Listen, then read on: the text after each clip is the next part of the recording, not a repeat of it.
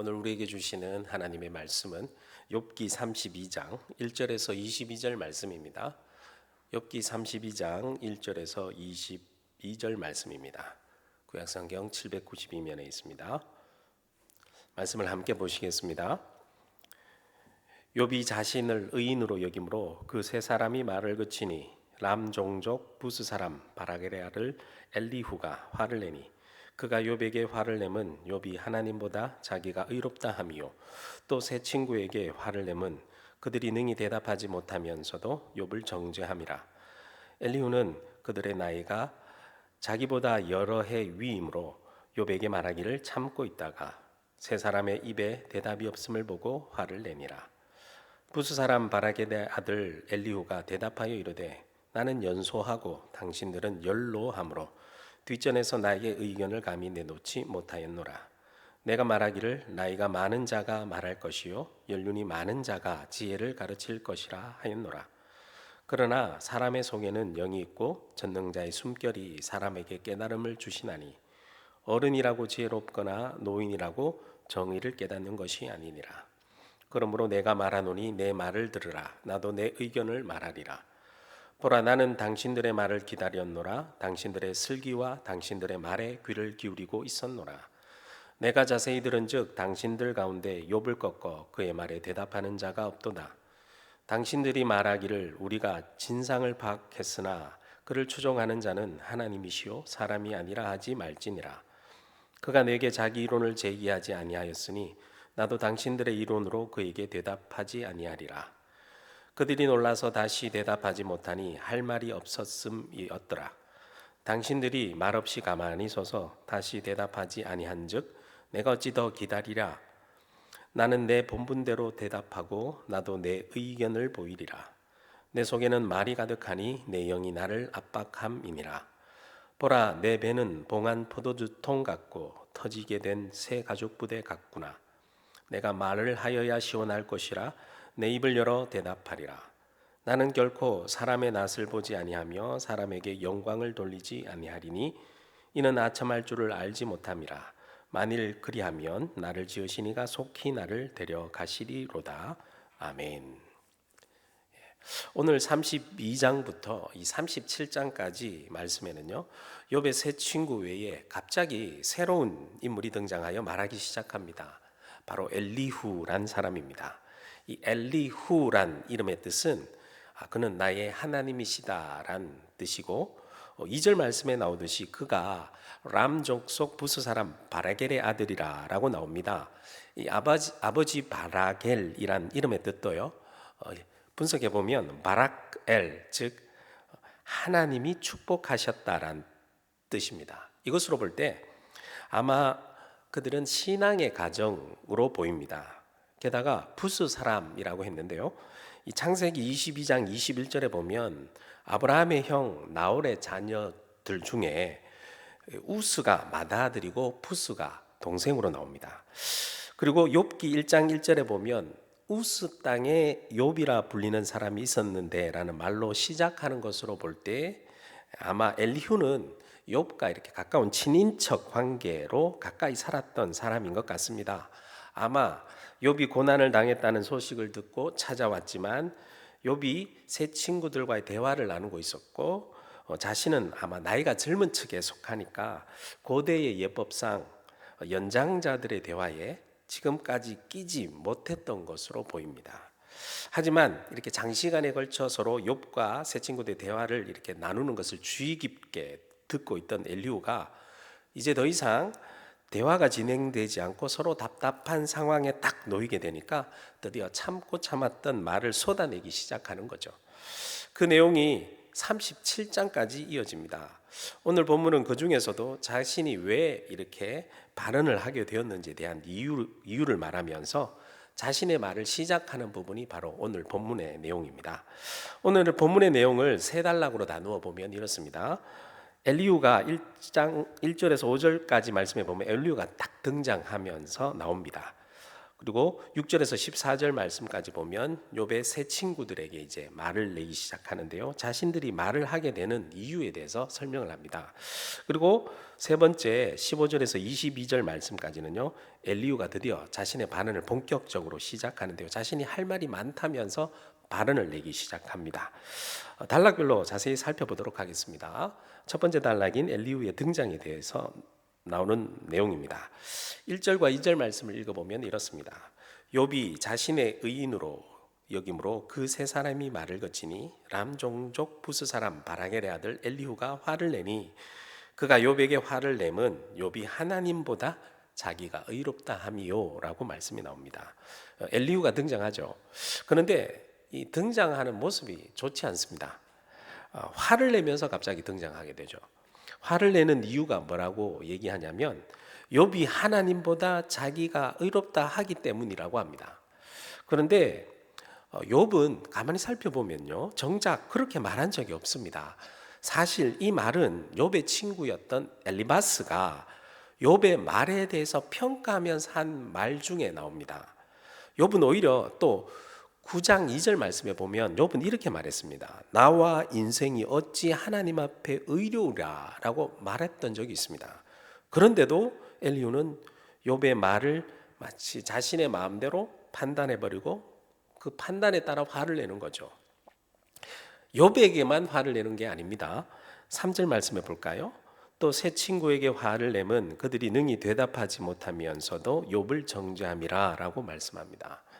욥의 세 친구들에게도 화를 내는 이유가 욥의 말에 능히 대답하지 못하면서도 욥을 정죄하는 것에 대해서 화를 낸다라고 말합니다. 또 엘리후가 화를 내는 이유가 또 있습니다. 4절에서 5절 말씀에 보면 이렇게 말합니다. 엘리후는 그들의 나이가 자기보다 여러 해 위이므로 욥에게 말하기를 참고 있다가 세 사람의 입에 대답이 없음을 보고 화를 내니라 라고 얘기합니다. 엘리후는 지금까지 예법에 따라 그 연장자들의 대화에 끼지 않았었고 참아왔지만 이 세 친구들이 욥의 말에 아무런 대답을 하지 못하는 것을 딱 보니까 더 이상 못 참겠다라는 거죠. 그래서 말을 하기 시작하는데요. 두 번째 파트로 넘어가서 욥의 세 친구들에게 자신이 말하게 된 이유를 얘기하면서 시작합니다. 6절에서 7절 말씀 볼까요? 부스 사람 바라겔의 아들 엘리후가 대답하여 이르되 나는 연소하고 당신들은 연로함으로 뒷전에서 나의 의견을 감히 내놓지 못하였노라. 내가 말하기를 나이가 많은 자가 말할 것이요 연륜이 많은 자가 지혜를 가르칠 것이라 하였노라 라고 말을 시작하죠. 자신은 정통적으로 내려오는 이 구범적 지혜를 잘 따르는 사람임을 드러냅니다. 규범적 지혜에서는요, 연륜이 많은 자가 지혜가 많은 것을 나타내기 때문에 연소한 자, 젊은 사람들은, 나이가 어린 자들은 그의 지혜를, 연로자들의 말과 지혜를 따르는 것이 맞다라고 일단 인정은 합니다. 하지만 지금 상황은 예외라는 거죠. 8절 말씀 볼까요? 그러나 사람의 속에는 영이 있고 전능자의 숨결이 사람에게 깨달음을 주시나니 9절 어른이라고 지혜롭거나 노인이라고 정의를 깨닫는 것이 아니니라. 10절까지요. 그러므로 내가 말하노니 내 말을 들으라. 나도 내 의견을 말하리라 라고 말씀합니다. 지혜가 경험에서 비롯되는 것이라고 한다면 자신은 연장자들끼리의 대화에 입을 다물어야 되고 끼어들지 못하겠지만 이 지혜란 것은 하나님께서 주시는 영적인 재능이기 때문에 전능자 하나님께서 자신에게 깨달음을 주신다면 그 깨달음을 주셨기 때문에 이제부터 나의 의견을 말해보겠다. 그래서 들어보라 라는 것이죠. 그러면서 세 번째 파트로 넘어갑니다. 엘리후가 드디어 발언을 시작하는데요. 자신은 할 말이 많다라는 내용을 드러냅니다. 11절 말씀 보시면 보라 나는 당신들의 말을 기다렸노라. 당신들의 슬기와 당신들의 말에 귀를 기울이고 있었노라 라고 말하죠. 할 말이 얼마나 많았는지 자신이 말할 기회를 기다리며 다른 사람들의 말을 계속 이렇게 듣고 있었다라고 말합니다. 12절 말씀에 보시면 내가 자세히 들은즉 당신들 가운데 욥을 꺾어 그의 말에 대답하는 자가 없도다라고 말하죠. 당신들의 말을 내가 들어보니까 욥을 꺾어 그의 말에 대답하는 자가 없다라고 얘기했습니다. 여기서 엘리후가 다른 사람들의 말을 듣는 태도가 지금 어떠한지에 대해서 드러나는 부분이죠. 그는 다른 사람의 대화를 듣고 있긴 하지만 자신 나름대로의 판단도 있고요. 그 판단을 내려놓고 그 판단에 따라 어떠한 논리로 그 자신을, 그 사람을 꺾어야 하는지에 대한 것에 관심이 더 있는 거죠. 그 사람의 입장과 마음을 먼저 이해하기보다는 자신의 판단과 논리가 더 중요하고 그것에 더 관심이 있어 보입니다. 그러면서 새 친구들에게 이렇게 말하죠. 13절 말씀에 보니까 당신들이 말하기를 우리가 진상을 파악했으나 그를 추궁할 자는 하나님이시요 사람이 아니라 하지 말지니라 라고 말씀합니다. 자신들이 욥의 말을 꺾지 못한 것에 대해 사람이 할 수 없다라고, 오직 하나님만이 할 수 있다라고 핑계대지 말라는 거죠. 자신의 지혜가 부족한 것에 대해서 핑계대지 말라는 겁니다. 14절 말씀에 계속 읽어볼까요? 그가 내게 자식이 이론을 제기하지 아니하였으니 나도 당신들의 이론으로 그에게 대답하지 아니하리라. 이 얘기는요, 나는 당신들의 이론으로 대답하지 아니하겠다. 이 얘기는 나는 당신들과 다르다라는 거죠. 15절 말씀 볼까요? 그들이 놀라서 다시 대답하지 못하니 할 말이 없었음이었더라. 새 친구가 엘리후가 이렇게까지 말하는데도 아무런 말이 없음을 보게 되자 엘리후는 이제 본격적으로 자신의 말을 시작합니다. 16절에서 20절 말씀까지 읽어볼게요. 당신들이 말없이 가만히 서서 다시 대답하지 아니한즉 내가 어찌 더 기다리랴. 나는 내 본분대로 대답하고 나도 내 의견을 보이리라. 내 속에는 말이 가득하니 내 영이 나를 압박함이니라. 보라, 내 배는 봉한 포도주 통 같고 터지게 된 새 가죽 부대 같구나. 내가 말을 하여야 시원할 것이라 내 입을 열어 대답하리라 라고 말씀합니다. 엘리후는 지금까지 대화를 들으면서 계속 속에서 쌓고 쌓아두었던 자신의 말들이 속에서 막 숙성되어 부글부글 끓어서 마치 포도주 통이 발효되어 터지듯이 지금 다 쏟아내겠다라는 거죠. 그래야 내 속이 시원하겠다라는 것이죠. 그리고 자신이 이렇게 하는 것은 사람을 위한 것이 아니라, 사람의 눈치를 보고 하는 것이 아니라 모두 하나님을 위해서다라고 말합니다. 21절과 22절 말씀 볼까요? 나는 결코 사람의 낯을 보지 아니하며 사람에게 영광을 돌리지 아니하리니 이는 아첨할 줄을 알지 못함이라. 만일 그러하면 나를 지으시니가 속히 나를 데려가시리로다 라고 말씀합니다.